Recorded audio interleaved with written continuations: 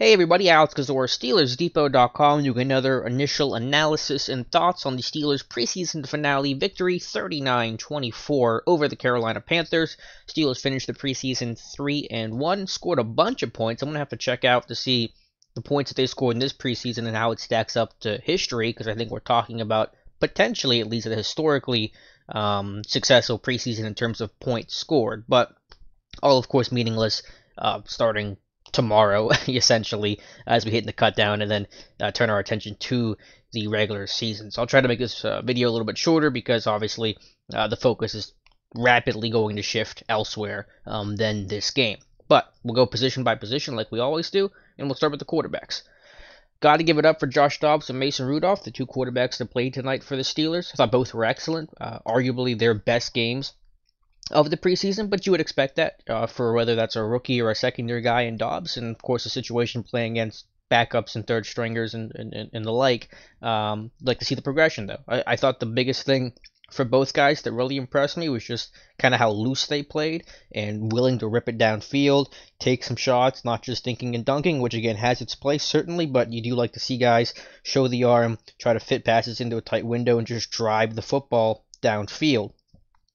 And I thought that both guys did that. Of course, Dobbs started it, led a couple scoring drives, used his legs to either continue the play, keep it alive, or rush when appropriate. Rudolph did similar, and so for Dobbs, it was a clean game. Which again, my biggest gripe for Josh Dobbs has not been anything talent-wise, but just playing consistently clean, not turning the football over, not making any near interception plays. And for the most part, he definitely did that, and Rudolph was in a similar camp.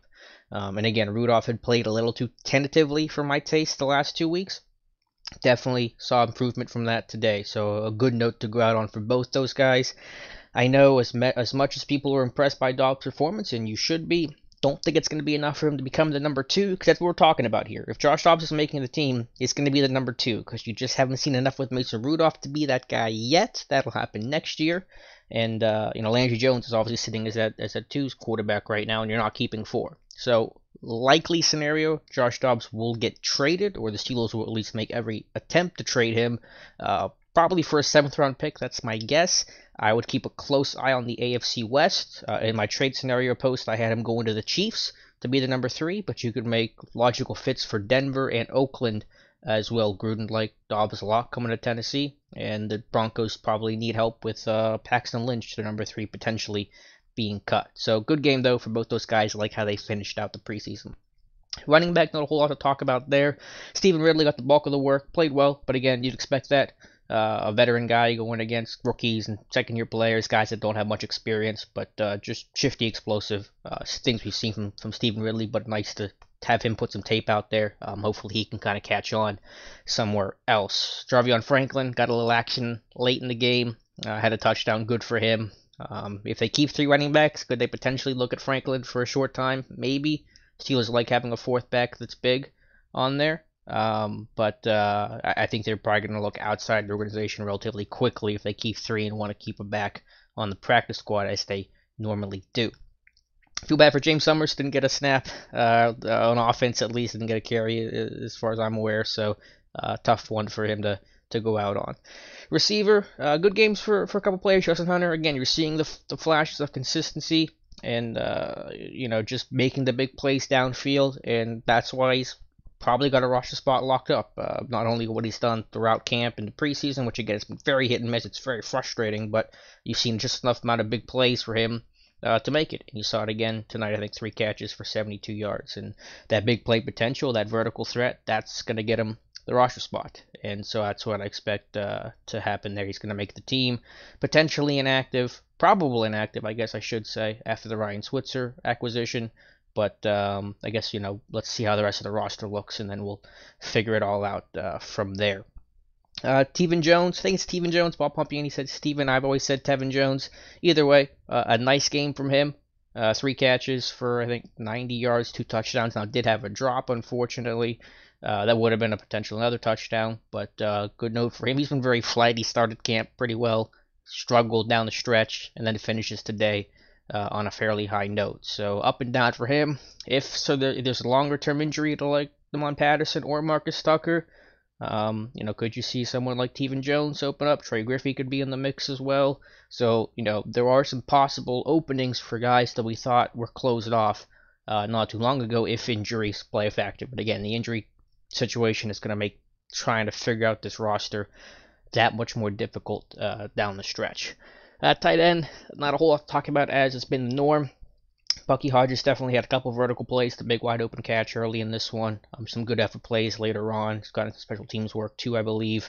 But I don't see him making the 53. If they need a third tight end, you're going with somebody else. You're not going with Bucky Hodges to be your number 3. So that's where I'm at there. Fair McKeever was quiet. It's a little disappointing there. Christian Scott and Williamson got called for a hold.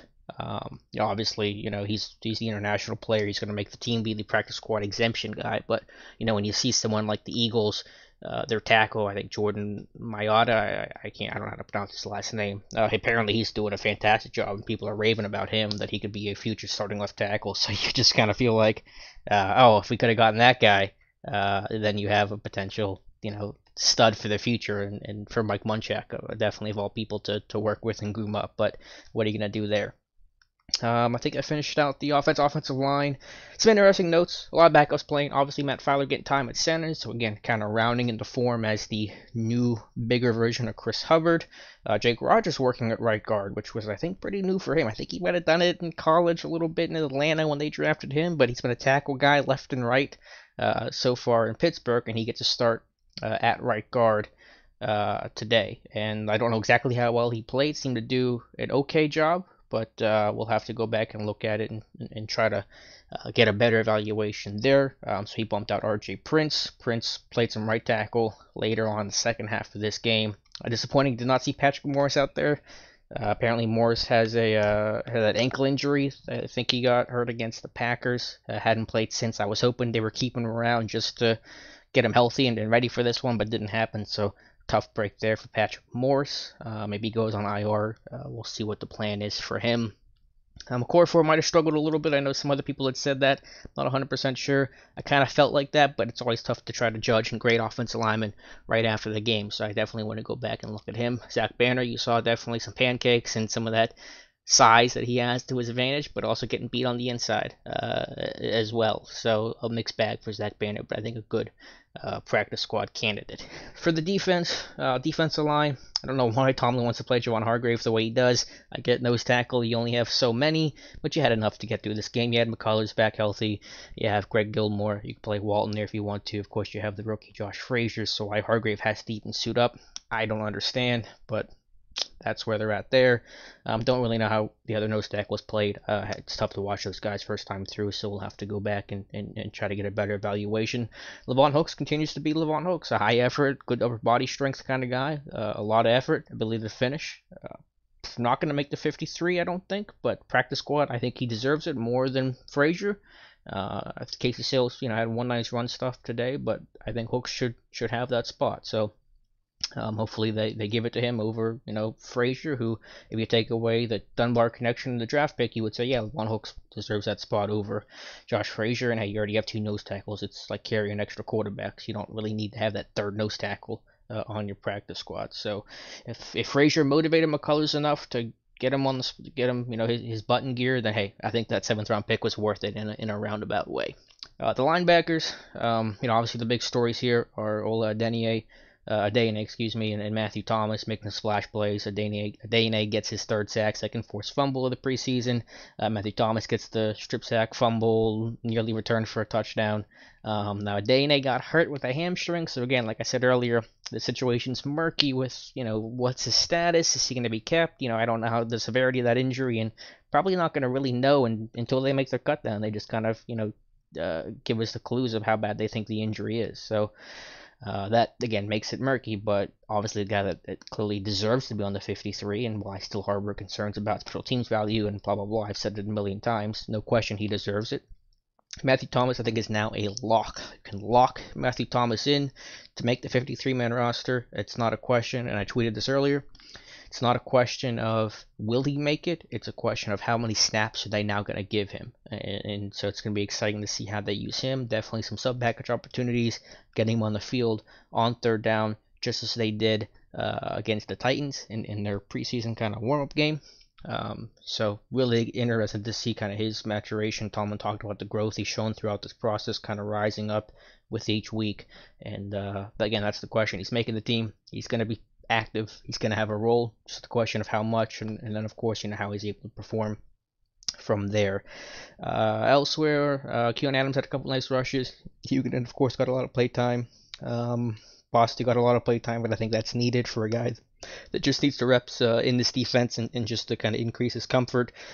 I think that's it there. Bummed that Keith Kelsey got hurt with a pec early in that game, I think on a kickoff or some sort of special teams play, and couldn't finish that one out. So definitely a potential waive injured IR candidate that you can release as an injury settlement.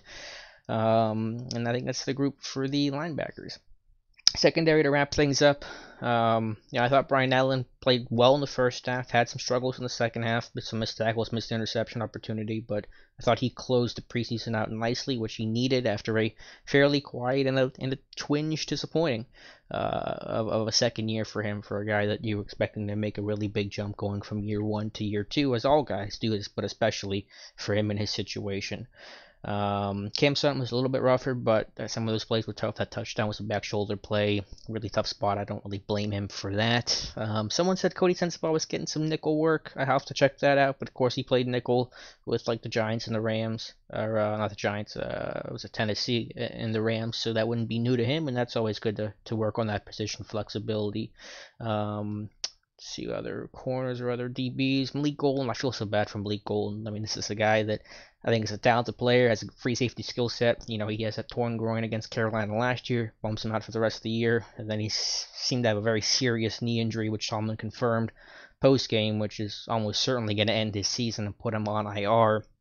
I guess if there's any sort of silver lining is that this time around, if it's serious enough as it appears to be, he'll stay on injured reserve the entire year and not be cut the way that he was last year with the injury settlement, and then circling back on the futures deal after the playoff loss to Jacksonville. So he'll still be with the team in that capacity, of course, mainly rehabbing, but I guess he's able to at least stick around and still be a Pittsburgh Steeler, which is better than being cut with a settlement in a couple weeks, I guess, if you have to choose. Marcus Allen, good to see him out there. Thought he played well as a tackler. Did he do enough to make the 53? I don't know. I mean, I had him on my 53-man roster prediction last time, and I thought about it after posting it, and when I probably want to take that one back, so that's going to be, a kind of a 50-50 call. Going to have to do a lot of thinking about that. It's about, one, has he proven it?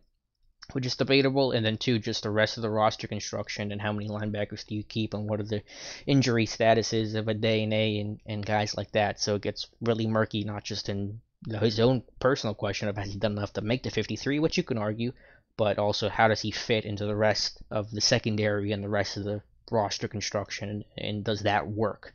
So that's the question there. Ryan Switzer looked good. Saw some of the explosions, some of the lateral quickness and agility, so that was nice to see from him.